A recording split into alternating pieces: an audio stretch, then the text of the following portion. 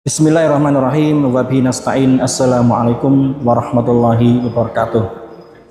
Alhamdulillah នៅក្នុងថ្ងៃនេះដែរខ្ញុំសូមរំលឹកមកដល់រូបខ្ញុំផ្ទាល់ក៏ដូចជាមីមីអងអងនិងបងប្អូនសាសនាអ៊ីស្លាមទាំងអស់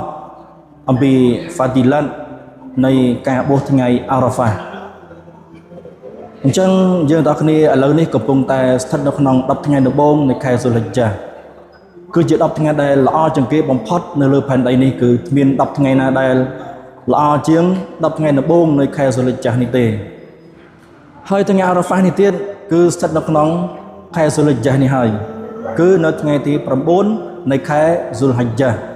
អញ្ចឹងការបួសនៅថ្ងៃអារ៉ាហ្វានេះគឺផលបុណ្យវាធំធេងណាស់អ្នកណាហើយដែលគាត់បានបួសនៅថ្ងៃអារ៉ាហ្វានេះចំនួនមួយថ្ងៃនោះដែលត្រូវថ្ងៃទី9នៃខែស៊ុលហិជ្ជានេះអល់ឡោះស៊ុបហានូវវតាអាឡានឹងម៉ាហ្វអំពូនឬក៏លុបទោសរបស់គាត់ចំនួន2ឆ្នាំមួយឆ្នាំដែលកន្លងផុតទៅ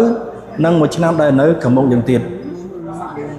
ជាស្ដែងរ៉ូស៊ូលឡោះសល្លឡោះអាឡៃហ៊ីវសល្លាមលោកបានមានប្រសាសន៍ថាស៊ីយ៉ាមូយោមីអារ៉ាហ្វាអ៊ីននីអះតាស៊ីប៊ូអាឡឡោះអាយយុកាហ្វីរ៉ាសណាតាឡាទីកបឡហ៊ូវ៉ាសណាអាឡាទីបាដហ៊ូអោកាម៉ាកាលរ៉ូស៊ូលឡោះសល្លឡោះអាឡៃហ៊ីវសល្លាម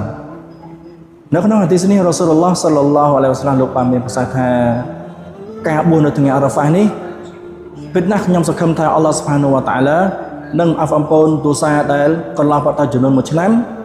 និងទោសាមួយឆ្នាំទៀតដែលនៅខាងមុខយើងអញ្ចឹងនៅក្នុងហាឌីសនេះរ៉ូស៊ូលឡោះសល្លឡោះអាឡៃហ៊ីវសល្លាមលោកចង់បញ្ជាក់ប្រាប់យើងអំពី Fadilat នៃការបួសថ្ងៃអារ៉ាហ្វាអញ្ចឹងរ៉ូស៊ូលឡោះបានបញ្ជាក់ច្បាស់ថាអ្នកណាហើយដែលគាត់បានបួសនៅថ្ងៃអារ៉ាហ្វានេះចំនួន1ថ្ងៃអល់ឡោះស៊ុបហានូវតាអាឡាបានជំរុះសម្អាតម៉ាហ្វអំពូនអំពើបាបកាប់របស់គាត់ចំនួន2ឆ្នាំមួយឆ្នាំដែលកន្លងផុតទៅនិងមួយឆ្នាំនៅខាងមុខយើងទៀតដូច្នេះយើងទាំងអស់គ្នាដែលអល់ឡោះស៊ុបហានូវតាអាឡាផ្ដល់ឱកាសឲ្យយើងបានមកជួបថ្ងៃអារ៉ាហ្វាដែលត្រូវនៅថ្ងៃទី9នៃខែស៊ុលហិជ្ជាខាងមុខនេះយើងគួរតែបួសថ្ងៃអារ៉ាហ្វានោះចំនួន1ថ្ងៃហើយអល់ឡោះស៊ុបហានូវតាអាឡានឹងអហ្វអំពូនទោសាឬក៏អំពើបាបកាប់របស់យើងចំនួន2ឆ្នាំមួយឆ្នាំដែលកន្លងផុតទៅនិងមួយឆ្នាំនៅខាងមុខទៀត